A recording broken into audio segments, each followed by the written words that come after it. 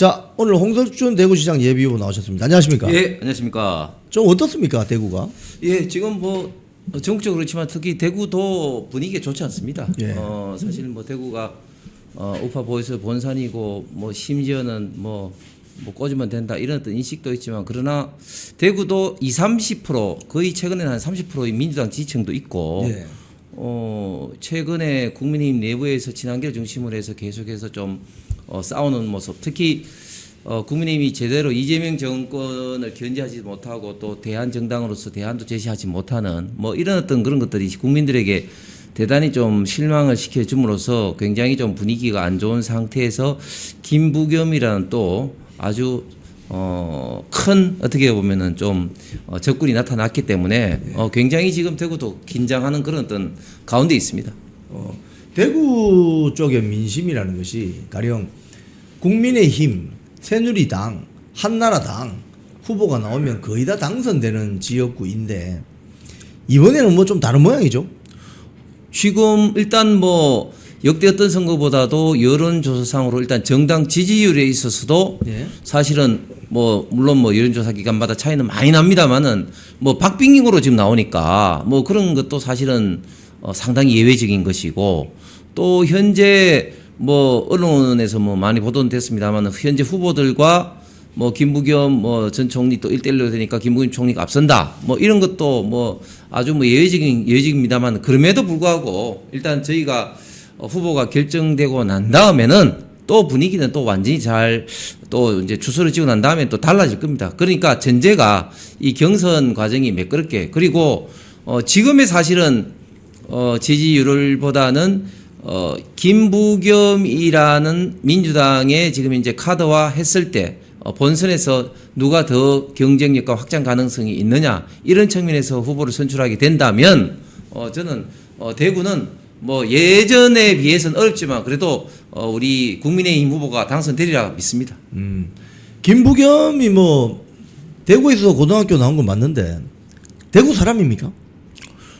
대구 사람이라 볼 수 있죠. 어. 왜냐하면 고등학교도 나왔고 사실 김부겸이 그냥 갑자기 툭 튀어나온 게 아니라 또 2016년도 선거에 나와서도 국회의원도 됐고 물론 또 그 이전에부터 군포에서 삼선하고 2012년도 국회의원 떨어지고 낙선되고 2014년도 대구시장 나와서 떨어지고 2016년도에 국회의원 선거에 되고 2020년도 국회의원 선거에 떨어졌기 때문에 예. 1승 3패를 했습니다. 김부겸 입장에서는. 그렇기 때문에 대구 시민들 입장에서는 다른 좀 떠돌이 인사들 또 다른 또 민주당 좌파 인사들과는 김부겸 전 총리를 바라보는 시각이 굉장히 다릅니다. 아하, 그렇군요.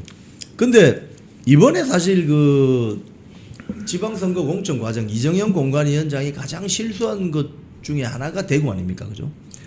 그 대구 지역의 유권자들은 어떻게 받아들이고 있습니까? 일단 기본적으로 이정현 공관위원장이 처음 1승이 개혁 공천, 혁신 공천 난다고 이야기했잖아요. 그런데 타 지역은 뭐 후보들이 적기 때문에 그렇게 할 만한 대상 지역이 없었어요. 사실상 유일하게 할 수 있는 지역이 대구하고 경북이었는데 경북은 현역 단체장이 있기 때문에 뭐 그 복면가왕 방식으로 뭐 해서 코리안 시리즈식으로 이제 했고 그 다음에 대구 같은 경우는 현역이 없기 때문에 이제 처음에는 중진 3명을 다 컷오프한다고 했지 않습니까? 예. 그런데 이제 반발이 심하다 보니까 뭐 설랑설레 하다가 결국은 주호영과 이진숙 전 방통위원장을 컷오프했는데 이러다 보니까 저도 뭐 방송에서 많이 좀 비판했습니다만은 이 컷오프의 기준 자체가 일관적이지 못하고 좀 납득하기 어려웠죠. 예를 들면 중진 3명을 컷오프 한다고 했으면 좀 다소 시끄럽더라도 뭐 좀 일리 있다. 또 뭐 물갈이 하는구나. 또 개혁 혁신 공천하는 것도 공천의 어떤 취지에 맞는구나. 이렇게 생각을 했을 텐데 결론적으로 주호영, 이진숙을 컷오프하다 보니까 이게 어떤 기준으로 한 거지? 뭐 이렇게 생각될 수밖에 없는 것이죠. 그래서 그런 어떤 입장에서 많은 대구 시민들이 이번 공천의 어떤 그 진행되는 과정 그리고 또 컷오프 과정에 대해서는 상당히 좀 의문점을 많이 제기하고 있습니다. 지금 보시기에요. 그 이번에 주호영 의원 같은 경우도 뭐 이정현 공관위원장에 대해서 지역 감정 유발성 발언해서 문제가 됐는데 김부겸 지금 민주당 대구시장 후보가 될 것 같은데 거기도 보면 뭐 이런 이야기 하거든요. 대구 지역 유권자들이 왜 국민의힘을 계속 지켜줘야 되나? 뭐 이런 이야기도 하고 자기가 시장이 되면은 뭐 민주당의 어떤 그런 프로파간다는 뭐 이 대구시장이 어마어마한 수도권과 비수도권과의 불균형 문제를 마치 한 방에 해결해 줄 것처럼 그런 식으로 프로파간다를 하는데 우리 홍석준 예비후보님 같은 경우 대구시에서 주요 역할도 하셨고 공직에 계셨는데 어떻게 보십니까? 예, 뭐 그런 것들이 이제는 본격적으로 김부겸에 대한 어떤 공격적인 카드죠. 예를 들면 좀 전에 우리 이영풍 대표께서 말씀하신 것처럼 지금 그 김부겸에 대해서 우리 대구 시민들이 대단히 좀 뭐 다른 민당 인사들에 비해서는 상당히 좀 좋은 감정을 갖고 있는 것은 사실입니다만은 그러나 이제 본격적인 선거 국면에 가게 되면은 상당히 김부겸의 과거에 어떤 발언했던 문제라든지 그리고 지금의 어떤 여러 가지 행동에 대해서는 많이 좀 비판을 받을 겁니다. 특히 제가 앞장서서 비판을 하고 있는데 저는 비판 포인트를 한 서너 가지를 두고 비판하고 있습니다. 첫 번째, 과연 김부겸이 대구를 사랑했느냐? 그렇지 않습니다. 2020년도 국회의원 선거 떨어지고 난 다음에 대구에 있는 집을 딱 처분하고 그냥 수도권을 가버렸어요. 그러다가 이제 정치 상황이 지금 민주당 지지율이 높고 국민의힘이 이렇게 자중질환에 빠지는 어떤 모습에 대구시장 해볼만 하고 하니까 정청래에 가서 뭐 쇼도 하고 해서 다시 지금 선거판에 기웃거리고 있는 거 아니겠습니까? 예. 이거야말로 정치 철새의 전형적인 행태입니다. 특히 김부겸 같은 경우는 정치를 시작할 때 우파 보수 정당에서 시작을 했지 않습니까? 그러다가 그렇죠. 2000년에 이제 좌파 진보로 이제 넘어갔는데 그러니까 장소와 이념을 왔다 갔다 하는 정치 철새의 전형이 김부겸이다. 이렇게 저는 비판을 하고 있고 두 번째로는 과연 김부겸이 뭐 대구시장이 되면 뭐 마치 큰 예산 보따리를 뭐 풀 것처럼 그렇게 이야기하는데 그렇지 않습니다. 네. 자, 왜 그렇지 않냐면 사람이 말하기 이전에 과거의 행적이라든가 그런 걸 봐야 되는데 특히 그 사람이 권한과 그리고 그렇게 할 만한 지위에 있을 때 했느냐 우리가 봐야 됩니다. 자, 김부겸이 행자부 장관과 국무총리 했을 때 과연 TK에 대구에 뭘 했습니까? 전혀 하지 않았습니다.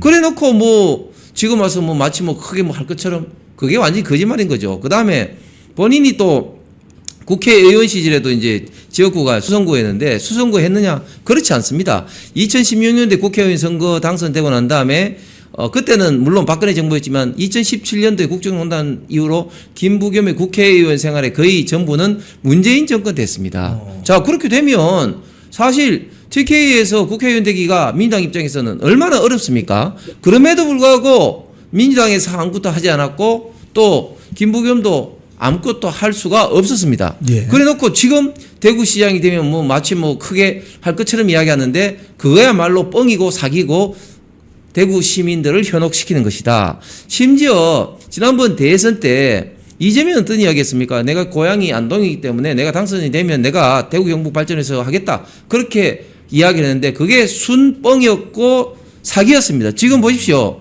지금 대구 경북이 얼마나 정책적으로 이 정부의 홀대를 받고 있습니까? 지금 대구 경북 통합법도 일부러 지금 자초시키고 있죠. 그리고 새로운 예산은커녕 윤석열 정부 때 만들어진 사업들도 다 자초시켰습니다. 예를 들면 우문천 댐도 그렇죠. 또 영일만 대교 설계 사업도 다 예산 삭감했죠. 있는 사업도 이렇게 다 자초시키거나 다 없애버렸습니다. 심지어 이재명이 대통령 선거 때 한 말도 지키지 않는데 과연 김부겸 때문에 이재명 정권에서 이렇게 많이 도와줄 거다? 저는 이거야말로 현혹이고 포퓰리즘이고 그리고 사기라 생각하고 마지막으로 지역 어떤 그런 감정 발언을 말씀하셨는데 2020년 8월 달에 민주당 당대표 선거에서 나온 이야기인데 예.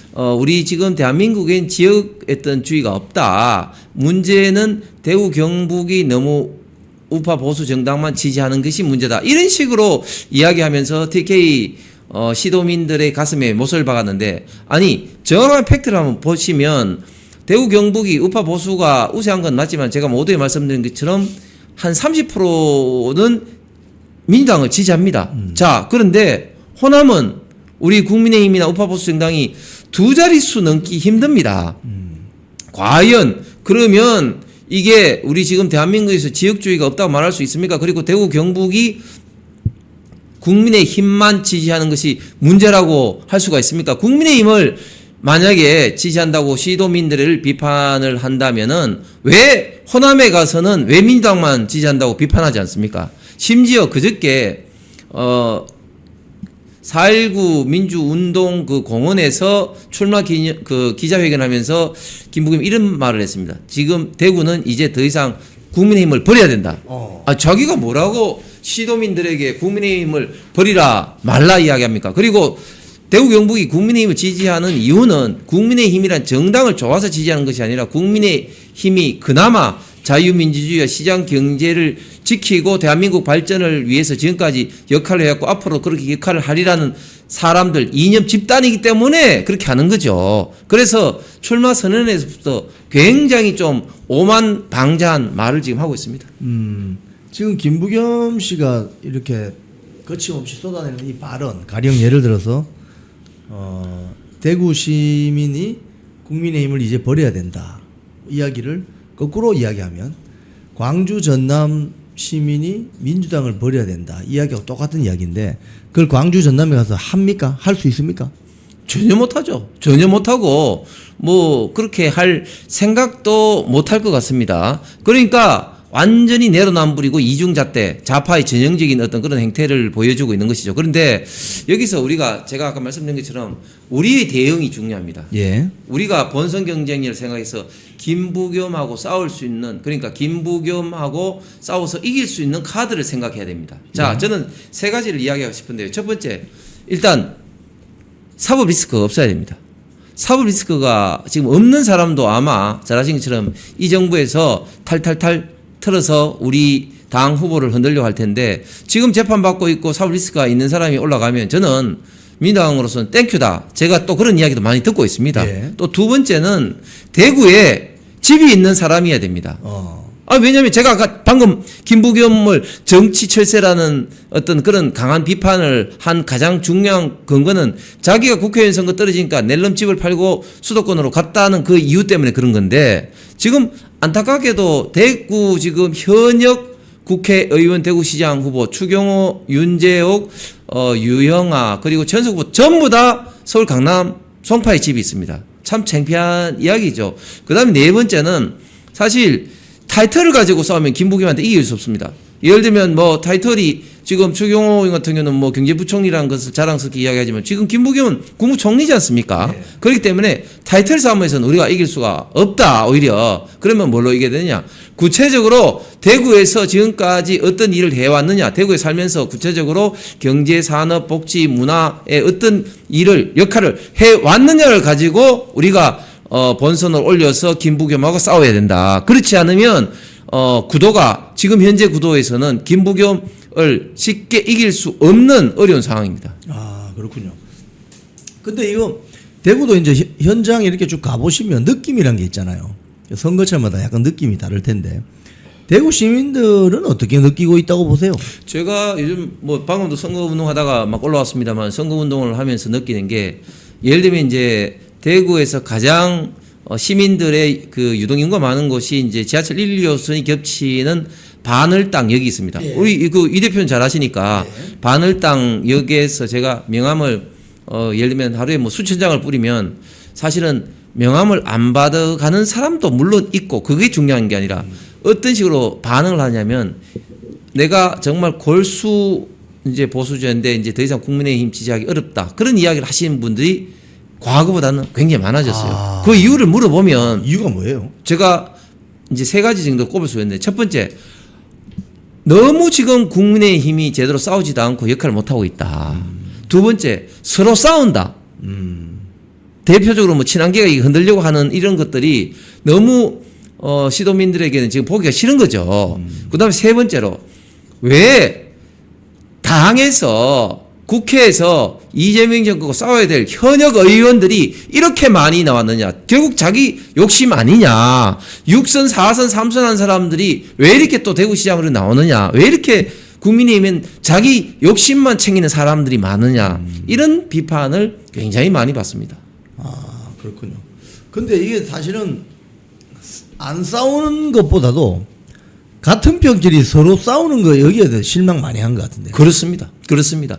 그래서 저는 이런 면에서도 한동훈과 친한계가 정말 나쁜 사람들인 게 자기들은 장동혁 체제를 흔들려고 하지만 궁극적으로는 우리가 같이 타고 있는 우파 보수 이 배가 지금 이 흔들리는데 가장 큰 일조를 하는 게 이 내부 분란이에요.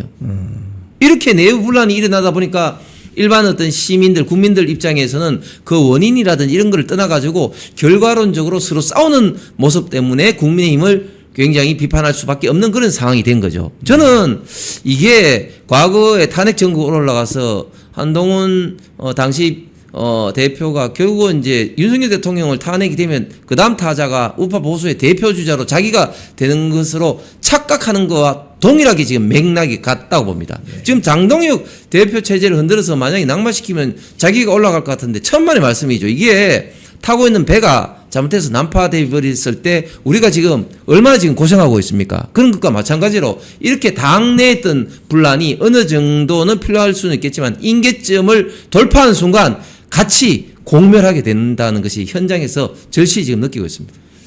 그렇군요. 내부 분란이 이게 문제입니다. 그죠? 자, 근데 현역 의원이 왜 이리 많이 나왔냐? 쉽게 이야기하면은 주호영 의원 같은 경우 6선이고 또 뭐 누구는 또 4선이고 또 3선이고 뭐 이런데 현역 의원을 해당 지역에서 뭐 혹자는 그렇게 표현하더라고요. 대구 지역에서 6선을 했다는 것은 비례대표 6번 한 거하고 똑같은 거다. 근데 그걸 임기를 다 채우지도 않을 뿐더러 광역자치단체장에 또 도전을 한다면 그게 한 3선 가버리면 12년 되지 않습니까? 그러면 이거 뭐 직업 자체가 그냥 시장이고 뭐 국회의원이고 이렇게 되는데 현역 국회의원들 말고 좀 현장에서 뛰는 분들이 대구시장으로 하면 더 잘하실 수 있을 것 같은데요. 그렇죠. 거기다가 자 생각해 봅시다. 우리가 지금 국회에서 다수당이라면은 또 그런 것들이 양해가 됩니다. 네. 자, 그런데 우리가 지금 106석에 국회에서 일방적으로 밀리면서 모든 법안이라든지 예산이라든지 본회의에서 상임위에서 철저하게 지금 우리가 짓밟히고 있는 상황 아니겠습니까? 자, 그렇죠. 그런 상황에서 지금 이렇게 중진들이 대구시장 하기 위해서 튀어나온다? 아, 이런 것들은 정말 우리 그 자랑스러운 대구 시민들 입장에서는 대구시뿐만 아니라 대한민국 전체로 봐서도 대단히 불행한 것이고 이렇게 되면 있어서는 안 된다는 그런 어떤 인식을 갖고 있기 때문에 현역 중진들의 출마에 대해서 굉장히 좀 비토했던 정서가 강합니다. 그래서 제가 말씀드린 것처럼 이재용 공관위원장이 처음에 중진 3명을 컷오프하려고 할 때 사실은 중진들만 떠들었지 일반 시민들 같은 경우는 박수를 쳤어요. 아니 6선, 4선, 3선 했을 때는 뭐 했냐 이런 것 때문에 그렇게 컷오프 냈을 때 박수를 쳤다니까요. 네. 언론에서 좀 떠드는 그런 건 있는데 그래서 저는 처음부터 그런 식으로 좀 밀고 갔어야 되는 건데 하는 대단히 좀 아쉬움이 있는데 그 다음에 우리 당이 앞으로 이 점은 반드시 바꿔야 됩니다. 호남 보십시오. 호남에서 지금 박지원 의원 빼고 3선, 4선 이상 한 의원들 있습니까? 없습니다. 없습니다. 네. 박지원 의원 같은 경우는 아주 예외적인 케이스죠. 국정원장하고 나이가 들어서 사실은 정계를 은퇴해야 될 나이에 이제 그렇게 이제 국회로 왔기 때문에 아주 예외적으로 지금 5선이고 나머지는 지금은 3선 이상 없습니다. 그만큼 텃밭에서는 어느 정도 다선이 되면 예를 들면 뭐 3선 됐다, 4선 되면은 저는 이제 수도권으로 와서 역할을 해야 된다. 그렇게 이제 생각을 하고. 근데 참 안타까운 건 이런 거죠. 지난번 22대 총선에서도 보십시오. 일어났던 분위기가 그때도 똑같이 있어서 영남권 좀 물갈이 해야 된다. 희생해야 된다. 그렇게 했는데 누가 했습니까? 아무도 안 했습니다. 오히려 한 사람은 지금 장제원 의원 지금 불행하게 됐죠. 그 다음에 지금 하태경 의원 수도권에 와가지고 떨어졌죠. 그렇기 때문에 지금 영남의 지금 중진 의원들 같은 경우는 진짜 당을 위해서 헌신하는 이런 어떤 모습을 보여줘야 되는데 이렇게 웰빙하는 모습을 보여주니까 국민의힘은 결국은 웰빙 정당이다. 이런 이미지가 국민들에게 고착화되는 겁니다. 그 반면에 수도권에는 지금 또 사람이 없어서 난리잖아요. 지금 경기지사 지금 못 뽑아서 난리지 않습니까? 그런 것들이 전반적으로 국민들로부터 국민의 힘은 정말 나라를 위해서나 당을 위해서나 희생 헌신하는 사람이 없는 정당이구나 이런 어떤 이미지를 고착화시키는데 근데 따지고 보면 우리 당의 시스템 자체도 문제입니다. 왜냐하면 사실은 공정한 평가가 이루어져야 되고 공정한 평가는 선당 후사 개념의 정확한 이런 어떤 평가가 이루어져야 되는데 이 보십시오. 예를 들면 조영호 의원 같은 경우는 2016년도에도 무소속 탈당해서 무소속으로 당선된 경험이 있습니다. 그런데 그런 것들이 아무런 어떤 뭐 제재가 없어요. 이 반면에 제 이야기를 해서 그렇습니다만 저는 22대 총선 때 어이없이 컷오프되고 난 다음에 정말 저는 선대위 상실에서 그때도 싸웠고 이게 제 유일한 케이스인데 이런 어떤 케이스의 사람한테는 또 아무런 또 인센티브가 없어요. 자, 이래 되니까 누가 당을 위해서 진짜 선당후사 하려고 하고 당을 위해서 희생, 헌신하려고 하겠습니까? 이런 평가 시스템부터 좀 근본부터 바꿔야 됩니다. 지금 그 대구도 그렇지만 서울시장 그 예비 후보 선거전이 치열한데 이 와중에 그 정원호 전 성동구청장 민주당 서울시장 예비 후보입니다. 뭐 칸쿤 뭐 휴양지 지금 사태가 발생해가지고 많은 언론에서 이를 다루고 있어요.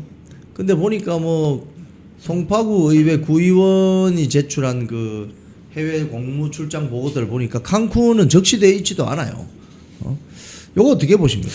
예, 저는 민주당에서 정은호가 올라오면 뭐 지금은 뭐 지지율이 가장 높으니 올라올 가능성도 많다고 생각하는데 저희가 분명히 이길 것 같습니다. 저는 처음부터 그렇게 생각했는데 두 가지 이유인데 이 문제가 터지기 전이라도 첫 번째 정책 역량면에서 사실 구청장은 할 일이 없어요. 예. 예를 들면 같은 기초자치단체장을 하더라도 일반 시장 군수 같은 경우와 구청장은 완전히 다릅니다. 무슨 말인가 하면 일반 시장 군수 같은 경우는 예를 들어서 도시계획이라든지 산업단지라든지 뭐 일반 도로라든지 이런 권한이 다 있습니다. 그렇기 때문에 역할이 많고 기능이 많기 때문에 소위 말해서 세목도 훨씬 많습니다. 일반 시의 세목은 11가지입니다. 반면에 구청 같은 경우는 할 일이었기 때문에 구세, 세목이 재산세, 종합도시세, 면허세, 사업수세 4개밖에 없습니다. 그러니까 구청장이라는 역할은 정말 지극히 제한되어 있습니다. 이것은 제가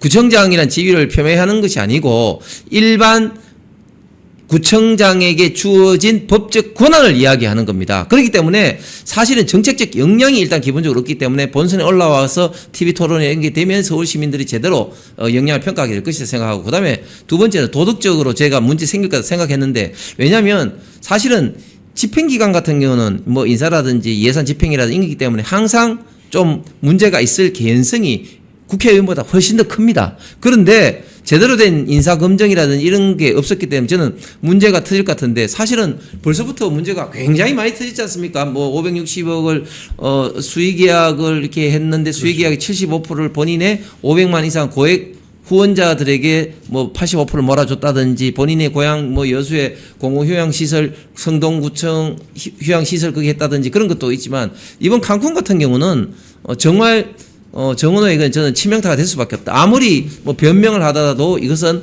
뭐 빼박이다 이렇게 보일 수밖에 없는 게 저는 몇 가지 좀 제가 싶은데 일단 첫 번째 일단 여성 공무원과 칸쿤에 갔다는 것도 그렇지만 또 두 번째로 뭐